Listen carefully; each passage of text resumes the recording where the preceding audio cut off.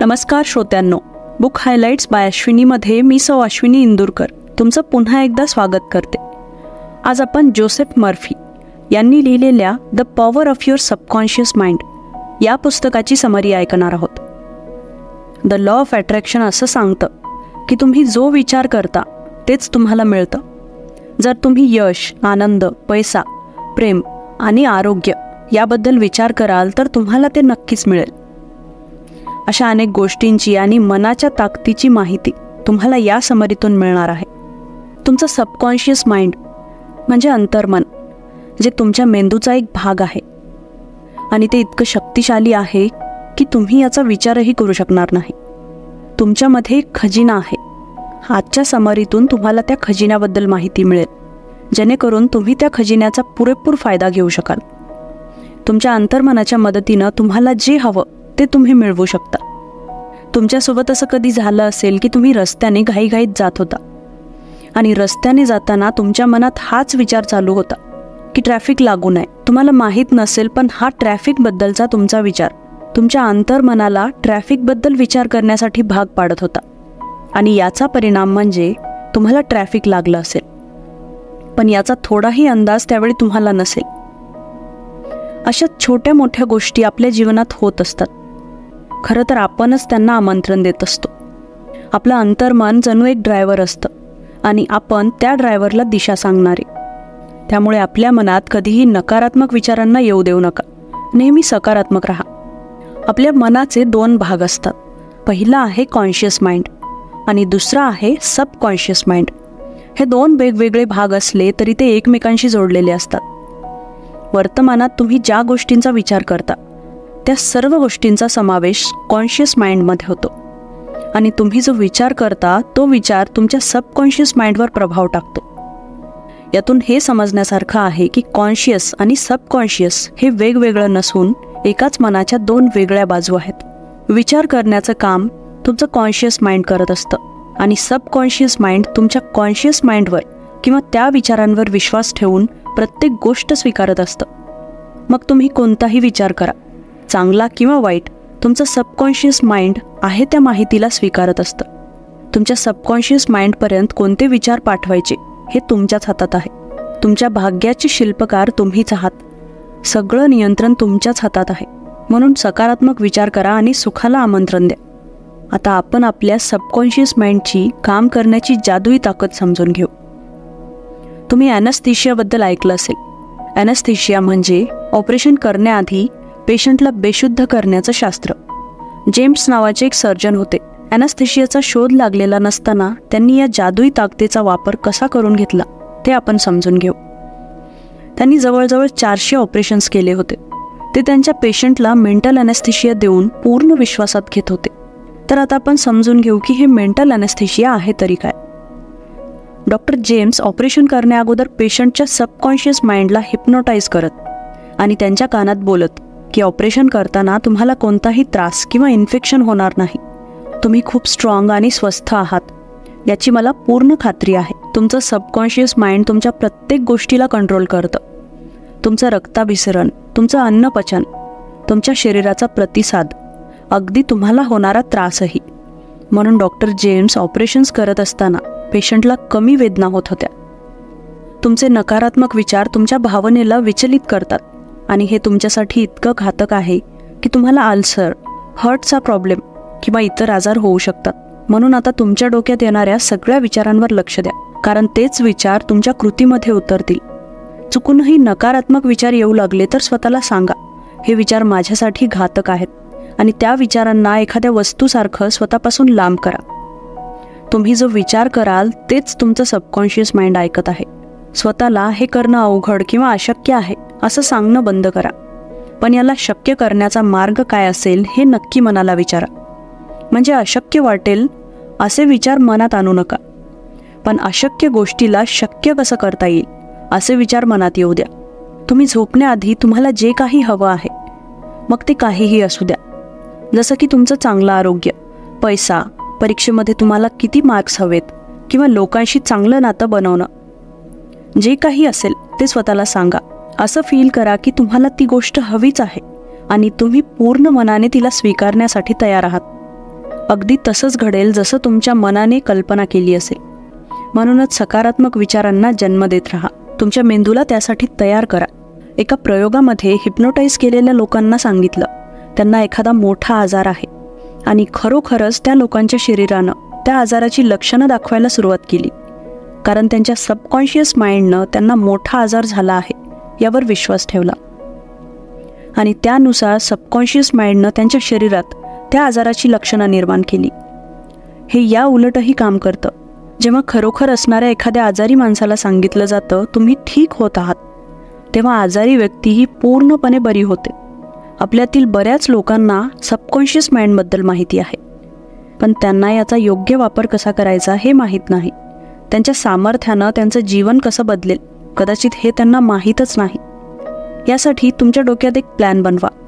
अशी कल्पना करा की तुम्ही त्या प्लॅननुसार काम करत आहात आणि कल्पना करताना नेहमी सकारात्मक विचार ठेवून कल्पना करा, कारण मध्येच नकारात्मक विचार येऊ लागले तर तुम्ही पूर्ण मनाने कल्पना करू शकणार नाही.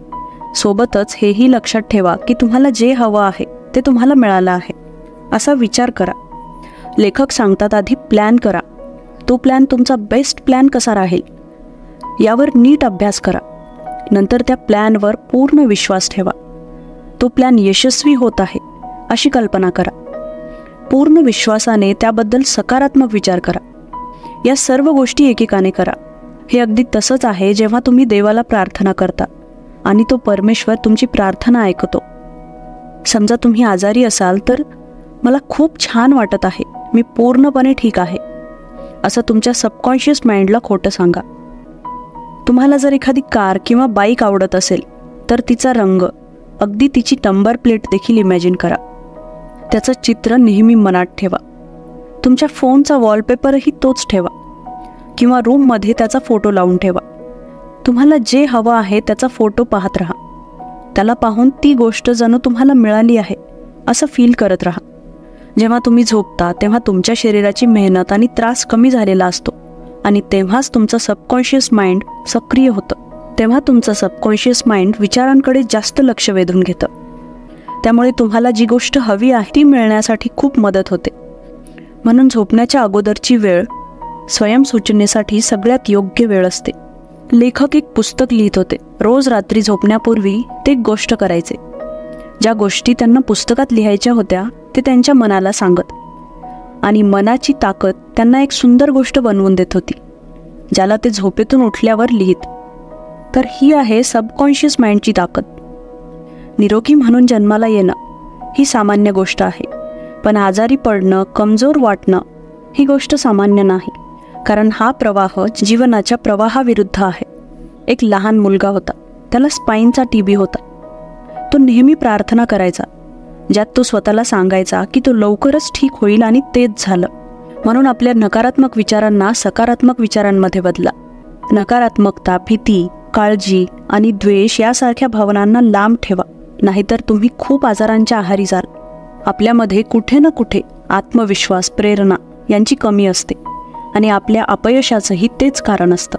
जेव्हा तुम्ही प्रार्थना करता तेव्हा तुम्हाला तुमच्या प्रार्थनेवर पूर्ण विश्वास असतो का? किंवा तुम्ही पूर्णपणे त्या प्रार्थनेमध्ये मग्न होऊन जाता का? खूपदा असं होतं की प्रार्थना करत असताना मनात नकारात्मक विचार चालूच राहतात. ज्यांना त्यांच्या प्रार्थनेचं उत्तर मिळत नाही त्यामागे हेच कारण आहे. त्यामुळे तुमच्या कॉन्शियस आणि सबकॉन्शियस माइंडमधला संघर्ष दूर करण्यासाठी झोपण्याआधी स्लीपिंग टेक्निकचा वापर करा. आपली स्वप्न पूर्ण होतानाची कल्पना करा. आता आपण समजून घेऊ की श्रीमंत होण्यासाठी आपल्या सबकॉन्शियस माइंडच्या शक्तीचा फायदा कसा करून घेता येईल. लेखकाचा एक मित्र होता जो दरवर्षी जवळजवळ 60 लाख कमवत होता. त्याला पूर्ण जग फिरायचं होतं. त्यासाठी त्यानं 9 महिन्यांची सुट्टी काढली आणि तो प्रवासाला लागला. त्याने खूप पैसे खर्च केले आणि मजा केली. काही दिवसांनी तो पुन्हा कामावर रुजू झाला. तेव्हा त्याला एक गोष्ट कळाली. त्याचे असे खूप मित्र होते ज्यांना व्यवसायाबद्दल खूप माहिती होती. फक्त माहितीच नाही तर ते त्यावर कामही करू शकले असते. पण ते सगळे मित्र त्याच्यापेक्षा लहान पोझिशनवर काम करत होते आणि कमी पगार घेत होते.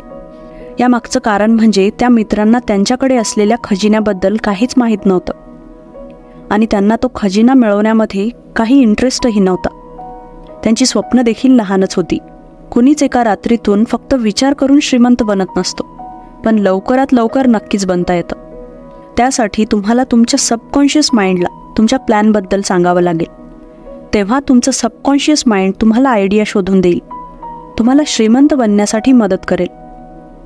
त्यासाठी तुमच्या सबकॉन्शियस माइंडला प्रेरणा देत राहा, सांगत राहा की तुम्ही श्रीमंत आहात, तुम्ही खूप प्रॉफिट कमवत आहात.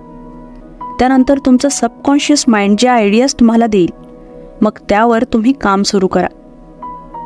आपण आधी ऐकल्याप्रमाणे तुमचं सबकॉन्शियस माइंड तुमच्या कॉन्शियस माइंडचे विचार जसेच्या तसे स्वीकारत असतो. पण इथे एक अट आहे, तुमचं कॉन्शियस माइंड जे विचार करतं त्यावर तुम्हाला पूर्ण विश्वास हवा. म्हणजेच तुमचं सबकॉन्शियस माइंड फक्त त्याच गोष्टींना स्वीकारेल ज्यांना तुम्ही तुमच्या कॉन्शियस माइंडमध्ये पूर्ण विश्वासाने स्वीकारलेलं असेल. जर तुम्हाला जास्त पैसे कमविण्याची इच्छा नसेल, तर अपयशी होण्याच्या मार्गावरचं हे पहिलं पाऊल असेल. पैसाच सगळ्या वाईट गोष्टींसाठी कारणीभूत आहे. सगळ्यात आधी हा विचार तुमच्या डोक्यातून पूर्णपणे काढून टाका. कारण तुम्ही पैशाबद्दल चुकीचा समज ठेवला तर तुम्ही पैशाला आकर्षित करूच शकणार नाही. त्यामुळे पैसाच आपला जवळचा मित्र समजून त्यावर प्रेम करा. मी श्रीमंत आहे हा विश्वास ढळू देऊ नका. खूपदा अशीच लोक पैशाचा तिरस्कार करतात, जे स्वतः आर्थिक अडचणींमधून जात असतात. एखादी व्यक्ती जेव्हा असा विचार करते की त्याचे सगळे मित्र खूप पुढे गेलेत आणि खूप श्रीमंत झाले, असा हेवा वाटल्यामुळे ती व्यक्ती विचार करते की पैसा पैसा करणारी लोक पैशातच खाक होऊन मरतात. असेच नकारात्मक विचार त्यांच्या मनात येत राहतात. ज्यासाठी ते प्रार्थना करत होते, आता त्याचाच ते तिरस्कार करायला लागतात. पण हेही लक्षात ठेवा, पैशाची ताकद मोठी नक्कीच आहे, पण पैशाला देव समजण्याची चुकी करू नका. पैसा फक्त यशस्वी होण्याची एक निशाणी आहे. खरा खजिना तर तुमच्या सबकॉन्शियस माइंडमध्ये आहे. तो खजिना म्हणजे तुमचे विचार. म्हणून पैशाबद्दल वाईट बोलणं सोडा. तुमचा सबकॉन्शियस माइंडच तुमच्या यशाचा साथीदार आहे. यशस्वी होण्यासाठी 3 स्टेप्स आपण आता पाहूया. पहिली स्टेप आहे, तुम्हाला जे केल्यानं आनंद मिळतो तेच करा. जर तुम्हाला माहीत नसेल तुम्हाला कशातून आनंद मिळतो, तर त्याला समजून घेण्यासाठी मनापासून प्रार्थना करा. दुसरी स्टेप आहे, कोणत्याही एका गोष्टीत तरबेज बना. तुम्हाला जी गोष्ट आवडते त्याबद्दल माहिती काढत राहा. तिसरी स्टेप आहे, जे काम तुम्हाला आवडतं ते तुमच्यापर्यंतच सीमित नसावं. तुमच्यासोबत बाकीच्या लोकांनाही त्याचा फायदा व्हायला हवा. या सगळ्या गोष्टींसोबत तुमच्या सबकॉन्शियस माइंडला विसरू नका. खूप वैज्ञानिकांना याबद्दल माहीत होतं आणि त्यांचा यावर विश्वासही होता. एडिसन, मार्कोनी, आईन्स्टाईन सारखे बरेच सायंटिस्ट आपल्या सबकॉन्शियस माइंडचा आवाज ऐकू शकत होते. लेखक सांगतात, एक अशी टेक्निक आहे जिला ते स्वतः वापरतात. जर येणाऱ्या दिवशी त्यांना कोणतं काम असेल आणि ते वेळेवर उठतील का नाही याचा त्यांना डाऊट असेल, तर ते या टेक्निकचा वापर करतात. ते झोपण्याआधी हा विचार करतात की त्यांना अगदी अमुक वेळेत उठायचं आहे. तुम्हाला त्या वेळेत उठणं किती गरजेचं आहे हे तुमच्या सबकॉन्शियस माइंडला कळून जातं. लेखक त्यांचा अनुभव सांगताना म्हणतात, त्यांचं सबकॉन्शियस माइंड त्यांना एवढं लवकर उठवतं की त्यांना उठण्यात 1 मिनिटही मागे पुढे होत नाही. आणि आत्तापर्यंत ही टेक्निक एकदाही फेल झालेली नाही. लेखक अलार्म लावूनच झोपतात, पण अलार्म वाजण्याआधीच त्यांचं सबकॉन्शियस माइंड त्यांना उठवतं. तर ही आहे सबकॉन्शियस माइंडची ताकद. तुमची स्वप्न देखील तुम्हाला गाईड करू शकतात. जो विचार आपण कधीतरी केलेला असतो त्यावरच आपल्याला स्वप्न पडतात. खरं तर आपलं सबकॉन्शियस माइंड आपल्याला स्वप्नातून मार्ग दाखवत असतं. तुमच्या सबकॉन्शियस माइंडच्या शक्तीला कधीच नजरेआड घालवू नका. हे फक्त आपल्या आरोग्यावरच नाही तर आपल्या वैवाहिक जीवनात देखील परिणाम करू शकतं. एखाद्यासोबत आयुष्यभर राहण्यासाठी तुमचं त्या व्यक्तीबरोबरचं नातं हे मजबूत असणं आवश्यक आहे. जेव्हा तुम्ही एखाद्या व्यक्तीशी लग्न करता, तो फक्त पैसा, पोझिशन किंवा इगोसाठी करता, तेव्हा असं नातं कधीच टिकत नाही. लग्नासाठी बाकीच्या गोष्टींपेक्षा महत्त्वाची गोष्ट म्हणजे दोघांचं असलेलं नातं, जिथं दोघंही एक होऊन जीवनाचा नवीन प्रवास सुरू करतात. आजकाल लोकांना वाटतं की लग्न करणं हे सगळ्या अडचणींवरचा उपाय आहे. एखाद्या व्यक्तीला तुमच्या आयुष्यात स्वीकारण्यासाठी तुम्ही पूर्णपणे तयार असायला हवं. जर तुम्हीच आनंदी नसाल तर तुमच्या जोडीदाराला आनंदी कसे ठेवाल? तुमच्या जोडीदाराकडून अशी अपेक्षा मुळीच करू नका की ते तुम्हाला प्रत्येक सुख देतील. स्वतःला आनंदी ठेवणं ही पूर्णपणे तुमची स्वतःची जबाबदारी आहे. तुमच्या सबकॉन्शियस माइंडला विश्वास करून द्या की तुम्ही एकटे नाही, स्वतःमध्ये तुम्ही परिपूर्ण आहात. तेव्हाच तुम्हाला दुसऱ्या व्यक्तीवर प्रेम होऊ शकेल आणि तुम्ही लग्नाची जबाबदारी घेऊ शकाल. जर तुमच्याकडून चूक झाली असेल तर ती स्वीकारा आणि पुढे जा. नेहमी एक गोष्ट लक्षात ठेवा की वैवाहिक जीवनात समस्या येणं ही खूप सामान्य गोष्ट आहे आणि यासाठी तज्ज्ञांचा सल्ला घेण्यात काहीच चूक नाही. जेव्हा कोणतीही समस्या येते तेव्हा आपलं नातं वाचवण्यासाठी एखाद्या तज्ज्ञाचा सल्ला घ्या. आपल्या जोडीदारांनी तज्ज्ञांव्यतिरिक्त कोणत्याही तिसऱ्या व्यक्तीला कधीही आपल्या वैवाहिक जीवनाविषयी सांगू नका किंवा सल्ला मागू नका. जर तुम्ही दुःखाचा विचार करत असाल तर तुम्हाला आनंद कसा मिळेल? आता प्रश्न असा आहे की आनंद नेमका कसा निवडायचा? यासाठी आपल्याला दररोज सकाळी उठून स्वतःला पुन्हा पुन्हा सांगावं लागेल की माझं जीवन खूप सुंदर आहे. हे सुंदर जीवन त्या परमेश्वरानं मला दिलं आहे आणि याचं नियंत्रण त्याच्याच हातात आहे. तो परमेश्वर माझ्यासाठी जे निवडेल ते माझ्या चांगल्यासाठी असेल. जे होत आहे आणि जे काही होणार आहे ते योग्यच असेल. मी त्या परमेश्वराने दिलेल्या प्रत्येक गोष्टीचा आभारी आहे आणि त्यासाठी मी आनंदी आहे. एक सायकोलॉजिस्ट म्हणतात, जेव्हा व्यक्तीमधील प्रेमाचा भाव संपून जातो तेव्हा त्या व्यक्तीची आत्मा हळूहळू मरायला लागते. हीच गोष्ट सदिच्छा, आदर आणि समजुतीसाठी लागू पडते. कारण जेव्हा जेव्हा तुमच्या अंतःकरणात द्वेष वाढतो तेव्हा तुम्ही एखाद्या कैद्याप्रमाणे तुमच्या आत्म्याला आणि मनाला बांधून ठेवता. लोकांबद्दल चांगला विचार करा आणि कोणालाही तुमच्यामुळे त्रास होणार नाही यासाठी प्रयत्न करा. द्वेष करणाऱ्या व्यक्तीची मनस्थिती त्या व्यक्तीप्रमाणे असते ज्याला विष पिल्यावरही वाटतं त्याला काहीच होणार नाही. दुसऱ्यांना त्रास दिल्यामुळे तुमच्यातही विष भरलं जातं. यातून तुमचं स्वतःचंच नुकसान होईल. लोकांना आदर द्या, त्यांच्याशी नेहमी चांगलं वागा. तुम्ही लोकांकडून स्वतःसाठी जसा व्यवहार अपेक्षित करता तसाच तुम्ही दुसऱ्यांशी करा. तुम्हाला दुसऱ्यांबद्दल काय विचार करायचा आहे हे तुमच्याच हातात आहे. म्हणजे जर एखादी व्यक्ती तुम्हाला त्रास देत असेल तेव्हा त्या व्यक्तीला काय प्रतिक्रिया द्यायची हे तुमच्याच हातात आहे. लोकांच्या वागण्यातून तुमच्या मनावर काय परिणाम व्हायला हवा हेही तुमच्याच हातात आहे. मग तुम्ही चिडत असाल आणि स्वतःचा पूर्ण दिवस त्या विचाराने खराब करत असाल. आता तुम्ही स्वतःला विचारा, तुम्हाला चिडचिड केल्याने स्वतःचा दिवस खराब केल्यानं काही साध्य करता येईल का? नक्कीच नाही.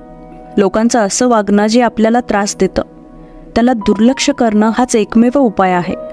त्यांना माफ करणं शिकून घ्या. लोकांना माफ करणं तुमच्या डोक्यात येणाऱ्या नकारात्मक विचारांसाठी एक अँटीडोट सारखं काम करतं. हे आपण एका उदाहरणातून समजून घेऊ. जेव्हा तुमच्याकडून तुमचं बोट कापलं जातं किंवा तुमच्याच चुकीमुळे तुम्हाला जखम होते तेव्हा तुमचं सबकॉन्शियस माइंड त्या जखमेला नीट करून तुम्हाला माफ करतं. जर तुमचं सबकॉन्शियस माइंडही तुमच्यावर रुसून बसलं तर जखम बरी व्हायला वेळ घेईल. म्हणून स्वतःला इतकं सकारात्मक बनवा की त्याचा प्रत्यक्ष परिणाम तुमच्या सबकॉन्शियस माइंडवर होईल आणि तुमचं सबकॉन्शियस माइंड तुमच्या म्हणण्यानुसारच काम करू लागेल. एक व्यक्ती होती जी रात्रंदिवस खूप कष्ट करायची. एवढं कष्ट केल्यानं त्याला हृदयाचा त्रास सुरू झाला. त्या व्यक्तीने क्वचितच आपल्या मुलांसोबत वेळ घालवला असेल. लेखक त्याच्याशी बोलले आणि त्याला सांगितलं, या प्रॉब्लेमचं मूळ कारण मुलांना वेळ न देणं हे आहे आणि त्याच गोष्टीमुळे तुम्हाला मनस्ताप होतोय. तुम्ही स्वतःला शिक्षा देताय. स्वतःला त्रास करून घेण्यापेक्षा तुम्ही स्वतःला माफ करा, तेव्हाच तुम्ही आनंदी राहू शकाल. स्वतः डोक्यावर घेतलेलं हे ओझं तुम्हीच खाली उतरू शकाल. आपल्या लेखकानं त्या व्यक्तीला जे काही सांगितलं ते उपाय त्या व्यक्तीला माहीतच असतील, पण आपण सगळे आपल्या सवयींचे एवढे गुलाम झालेले असतो की त्यांना सोडणं म्हणजे अवघडच आहे असं काहींना वाटतं. ती प्रत्येक सवय जी आपल्यासाठी योग्य नाही ती बदलणं खरंच खूप सोपं असतं. काही लोकांचा इगो आडवा येतो तर काहींचा आळस. आपण पाहिलेल्या उदाहरणात त्या व्यक्तीचं अज्ञान त्याला मुलांसोबत वेळ घालवण्यापासून थांबवत होतं. कदाचित त्याला वाटत असेल तो कष्ट करून मुलांना त्या प्रत्येक सुविधा देऊ शकेल, पण तो हे विसरला होता की मुलांना वडिलांकडून पैसा नाही तर प्रेम हवं असतं. चुकीच्या सवयी आणि चांगल्या सवयींमध्ये फक्त एक फरक असतो, तो म्हणजे तुम्ही कोणत्या गोष्टींना महत्त्व देता. कोणत्या गोष्टी निवडायच्या आणि कोणत्या नाही हे फक्त तुमच्याच हातात आहे. मला कोणतीच चुकीची सवय नाही असं जर तुम्ही म्हणत असाल तर हा फक्त तुमचा गैरसमज आहे. एकतर तुम्हाला माहीतच नाही की तुमच्यात कोणती वाईट सवय आहे, किंवा तुम्हाला तुमच्यातला इगो त्या सवयीला दुर्लक्ष करण्यासाठी भाग पाडतोय. जेव्हा तुम्ही ठरवता तुम्हाला एखादी सवय सोडायचीच आहे, तेव्हा सुरुवात स्वतःची पाठ थोपून करा. कारण तुम्ही ठाम निर्णय घेतला आहे, म्हणजेच तुम्ही या प्रवासाचा अर्धा भाग आधीच पूर्ण केलेला असतो. आता आपण आपल्यात असणाऱ्या भीतीबद्दल समजून घेऊ. यासाठी आपण एक उदाहरण पाहू. एक स्त्री ऑडिशन देण्यासाठी निघाली होती. खरं तर तिला स्टेजची भीती वाटायची आणि मागच्या 3 वेळेस त्यामुळेच ती फेल झाली होती. तिच्या आवाजात जणू जादू होती, पण नकारात्मक विचारांनी तिच्या सबकॉन्शियस माइंडवर ताबा घेतला होता. म्हणून स्टेजवर जाण्याच्या विचारानेच ती घाबरून जायची. तिला यावर एक मार्ग सापडला. दिवसातून 3 वेळा ती स्वतःला एका खोलीत बंद करून घेत होती. एका खुर्चीवर बसून ती स्वतःचे डोळे मिटून घेई आणि स्वतःला सांगायची, माझ्याकडे एक अमूल्य आवाज आहे ज्याने मी कोणाचंही हृदय जिंकू शकते आणि मी पूर्ण आत्मविश्वासाने स्टेजवर परफॉर्मन्स देत आहे. तिच्या ऑडिशनच्या 1 दिवस आधी रात्री झोपण्यापूर्वी तिने ही कृती पुन्हा केली.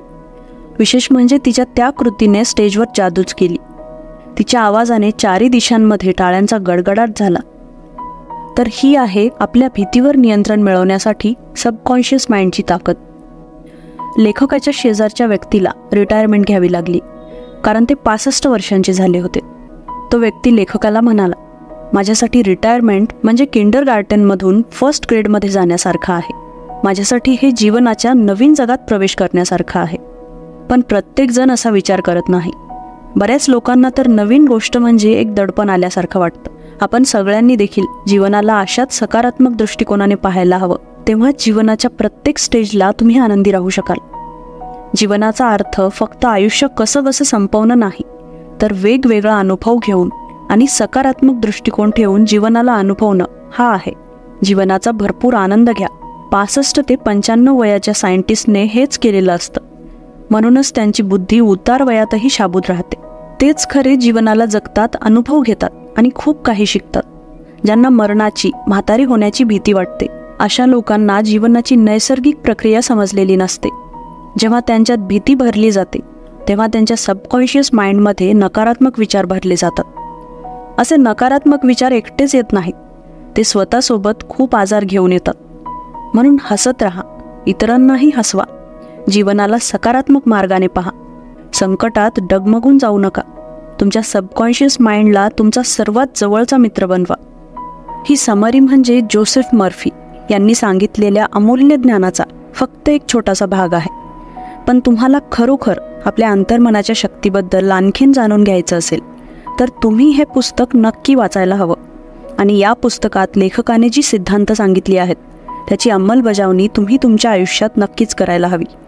शेवटी एवढंच म्हणेन की हे पुस्तक खरोखर अद्भुत आहे आणि तुम्ही याचा अनुभव नक्कीच घ्यायला हवा. समरी आवडल्यास नक्की लाईक, शेअर आणि कमेंट करा. चॅनलवर नवीन असाल तर सबस्क्राईब करा. सोबतच बेल नोटिफिकेशन ऑन करायला विसरू नका.